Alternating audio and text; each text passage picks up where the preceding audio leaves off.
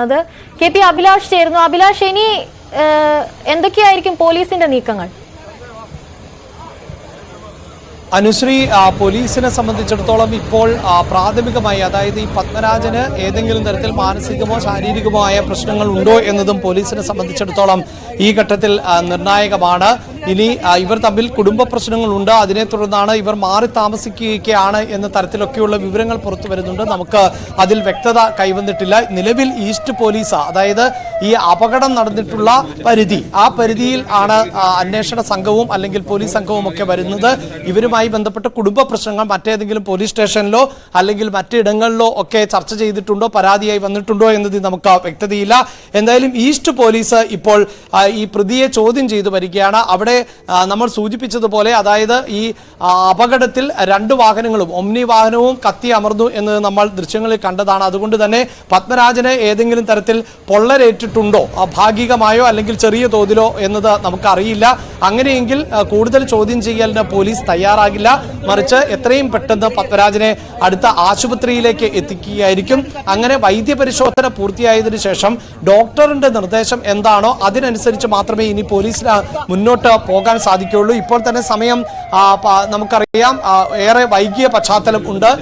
അതുകൊണ്ട് തന്നെ ആരോഗ്യസ്ഥിതി അനുസരിച്ച് കൃത്യമായി വൈദ്യപരിശോധന നടത്തിയതിനു ശേഷം ഡോക്ടറുടെ നിർദ്ദേശം എന്താണോ, ഒരുപക്ഷെ ആശുപത്രിയിൽ തുടരണമെന്നോ മറ്റും ഒക്കെയാണ് ഡോക്ടർ നൽകുന്ന നിർദ്ദേശമെങ്കിൽ സുരക്ഷാ സംവിധാനങ്ങൾ ഒരുക്കിക്കൊണ്ട് പത്മരാജനെ ആശുപത്രിയിൽ തുടരാൻ അനുവദിക്കും. അതിനുശേഷം പിന്നീട് കോടതിയിൽ ഹാജരാക്കുക എന്നതിലേക്ക് മാത്രമാണ് കടക്കുകയുള്ളൂ. നമുക്കറിയാം, ഒരു 24 മണിക്കൂറിനകം പ്രതിയെ കോടതിയിലേക്ക് ഹാജരാക്കിയാൽ മതി. ഇപ്പോൾ വൈകിയ സാഹചര്യത്തിൽ അങ്ങനെ ഒരു അടിയന്തര നീക്കത്തിന് പോലീസ് തയ്യാറാകും എന്ന് നമുക്ക് പ്രതീക്ഷിക്കേണ്ടതില്ല. എന്തായാലും അടുത്ത ഘട്ടം എന്നത് തീർച്ചയായും വൈദ്യപരിശോധനയായിരിക്കും.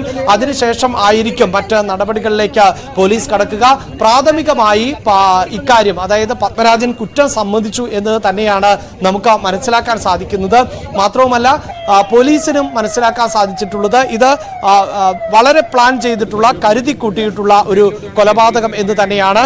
അതിനപ്പുറത്ത് യുവതിയെ അല്ലെങ്കിൽ ഭാര്യയെ ഏതെങ്കിലും യുവാവിനോടൊപ്പം കണ്ടതിലുണ്ടായ വളരെ പെട്ടെന്നുണ്ടായ ഒരു പ്രകോപനം ഒന്നും അല്ല ഈ കൊലപാതകത്തിലേക്ക് നയിച്ചിട്ടുള്ളത്. ഇത് കരുതി കൂട്ടിയുള്ള ഒരു കൊലപാതകം എന്ന് തന്നെയാണ് പോലീസിന് പ്രാഥമികമായി മനസ്സിലാക്കാൻ സാധിക്കുന്നത്. അങ്ങനെ കൊല ചെയ്യാൻ ഉറപ്പിച്ചുകൊണ്ട് തന്നെയാണ് പത്മരാജൻ ഈ സ്ഥലത്തേക്ക് എത്തുകയും ഇങ്ങനെ ഒരു സ്ഥലം തെരഞ്ഞെടുത്തത് എന്നുമാണ് ഇപ്പോൾ നമുക്ക് പ്രാഥമികമായി മനസ്സിലാക്കാൻ സാധിക്കുന്നത്.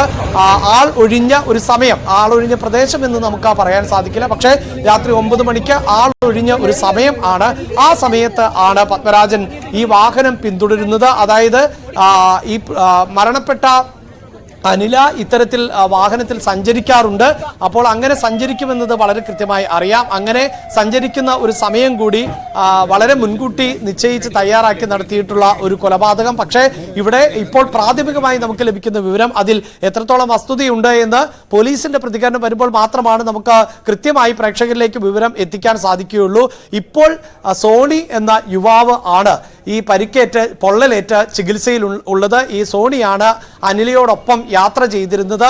എന്നാൽ സോണിയും അനിലയും തമ്മിലുള്ള ഒരു സൗഹൃദമല്ല ഈ കൊലപാതകത്തിലേക്ക് നയിച്ചത് എന്ന വിവരം പുറത്തു വരുന്നുണ്ട്. അനിലയ്ക്ക് മറ്റൊരു ആളുമായി സൗഹൃദം ഉണ്ടായിരുന്നു എന്നുള്ളതാണ് ചൊടിപ്പിച്ചത്.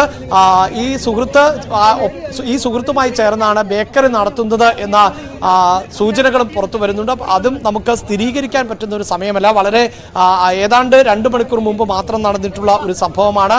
തികച്ചും വ്യക്തിപരമായ കുടുംബ പ്രശ്നം ആണ്. അതുകൊണ്ട് തന്നെ നമുക്ക് അതിൽ വ്യക്തത ഇപ്പോൾ വരുത്താൻ സാധിക്കില്ല. പ്രാഥമികമായ വിവരങ്ങൾ മാത്രമാണ് നമുക്ക് പ്രേക്ഷകരുമായി പങ്കുവെക്കാൻ സാധിക്കുകയുള്ളൂ.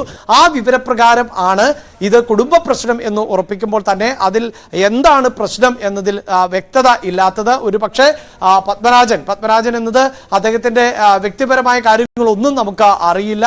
അതുകൊണ്ട് തന്നെ ഈ സുഹൃത്തുമായുള്ള അടുപ്പം എന്നൊക്കെ നമ്മൾ റിപ്പോർട്ട് ചെയ്യുമ്പോൾ പോലും അങ്ങനെ പത്മരാജൻ കരുതുന്നത് പോലെ ഒരു ബന്ധമാണോ എന്നൊന്നും അറിയാൻ സാധിക്കില്ല. അനിലയുടെ ഉടമസ്ഥതയിൽ ഒരു ബേക്കറി ഉണ്ട് എന്ന് പറയുമ്പോൾ അവർ അങ്ങനെ സ്വന്തം കാലിൽ നിന്ന് പ്രവർത്തിക്കാൻ ആഗ്രഹിക്കുന്ന ആൾ ആയിരുന്നിരിക്കാം. കുടുംബ പശ്ചാത്തലം, മക്കൾ, ഇതൊന്നും സംബന്ധിച്ച് നമുക്ക് അറിയില്ല. കുടുംബത്തിലെ ഉത്തരവാദിത്വം ആരാണ് നിർവഹിച്ചിരുന്നത് എന്നതൊന്നും നമുക്ക് അറിയാൻ സാധിക്കില്ല. എന്തായാലും പത്മരാജൻ ചെയ്ത പ്രവൃത്തി എന്നത് കരുതിക്കൂട്ടിയുള്ള ഒരു പ്രവൃത്തിയാണ്, കൊലപാതകമാണ്.